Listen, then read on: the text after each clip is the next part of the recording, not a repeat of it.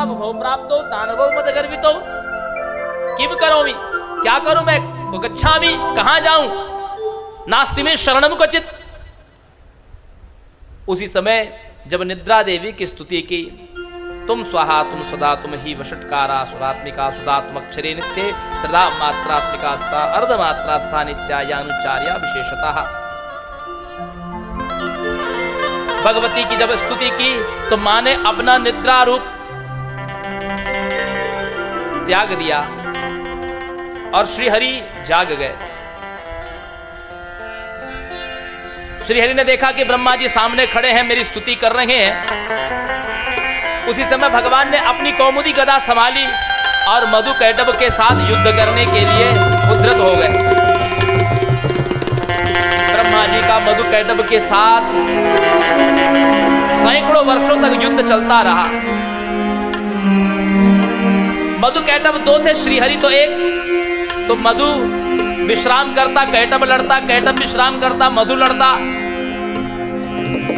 इधर भगवान भी श्रांत हो गए, थक गए। भगवान ने मधु कैटभ से कहा, युद्ध रोको। देखो ऐसा है कि तुम दोनों तो बारी बारी युद्ध करते हो और मैं निरंतर अकेला युद्ध कर रहा हूं और इस समय मैं थक चुका हूं।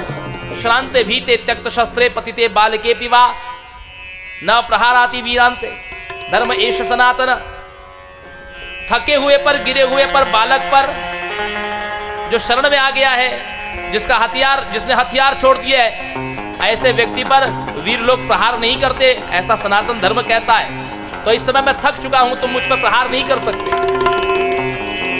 फिर भगवान ने अवकाश लेकर के विचार किया कि इनके पास इतनी शक्ति कहां से आई, ये मुझसे भी ज्यादा शक्तिशाली है। उन्होंने भगवती का ध्यान किया।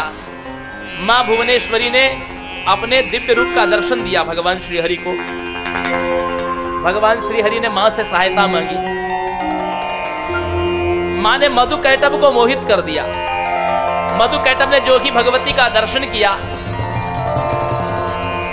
देखिए तमोगुण का संयोग जब सत्वगुण से होता है तो रजोगुण प्रकट होता है। अर्थात इनके मन में अभिमान प्रकट हो गया। भगवती का दर्शन करते ही अभिमान प्रकट हो गया और भगवान ने अवसरवादिता देख करके श्रीहरि ने कहा कि हे दानवों, मैं तुम्हारे युद्ध से बड़ा प्रसन्न हूं, कोई वर मांगो। दानवों ने कहा तुम हमको क्या वर दोगे? अरे तुम ही वर मांग लो। भगवान ने जब उनके मुख से सुना, तयोस्तद वचनम श्रुत्वा प्रत्युवाच जनार्दन भवेता मध्य में तुष्टो ममवध्याबुभावपि। यदि तुम मुझसे संतुष्ट हो मेरे युद्ध से, तो हे दानवों, तुम दोनों मेरे हाथों मारे जाओ। और इन दोनों ने बिना सोचे विचारे तथास्तु भी कह दिया, तथास्तु कह दिया।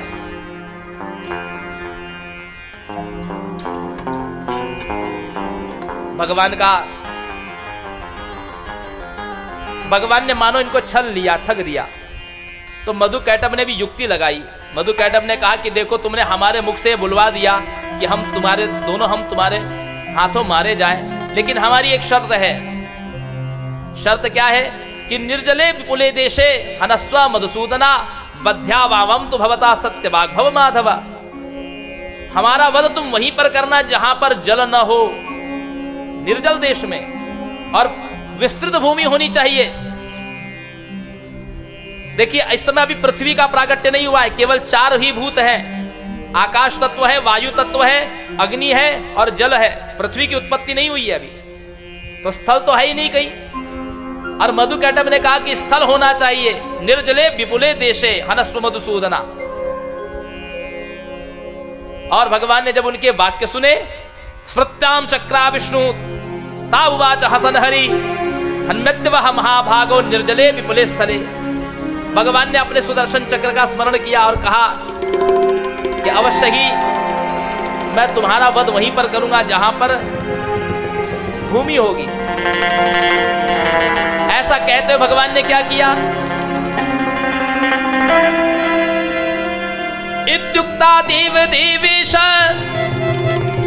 उरु कृत्वाति विस्तरो दर्शयामासु तौ तत्र निर्जलम च जलोपरि।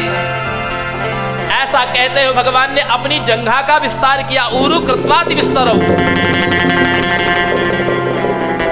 और जहां तक दृष्टि जाती थी केवल भगवान की जंघा ही दिखाई देती थी, तो भगवान ने जल में इनको स्थल का भान करा दिया।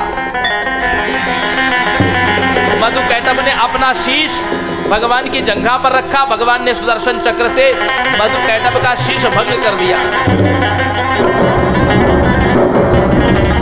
और मधुकैटभ के धड़ में से मेद बहने लगा और जितनी मेद राशि थी वह सब उस जल राशि के ऊपर आच्छादित हो गई।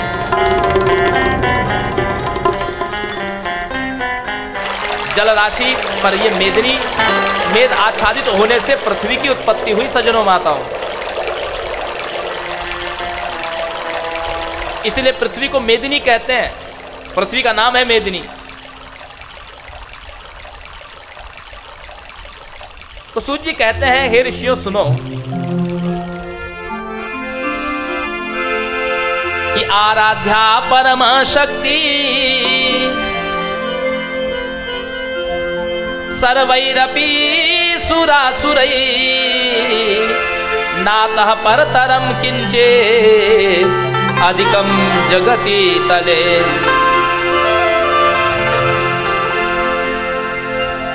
चाहे देवता हो चाहे असुर हो, सबके लिए यदि आराधन करने योग्य है तो परमा शक्ति ही है।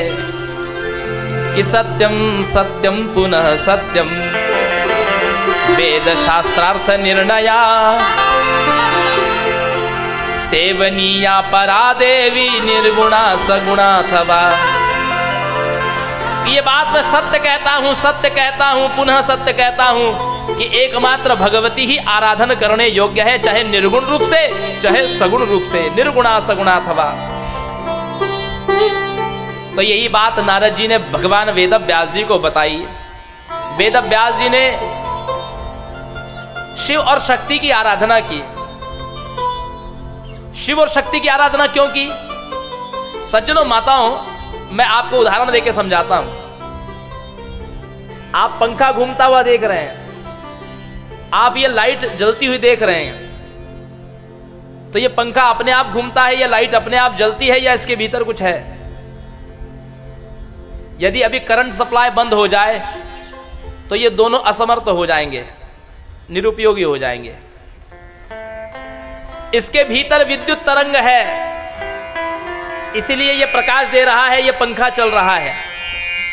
तो विद्युत निर्गुण तत्व है और ये पंखा और लाइट जो है ये सगुण तत्व है।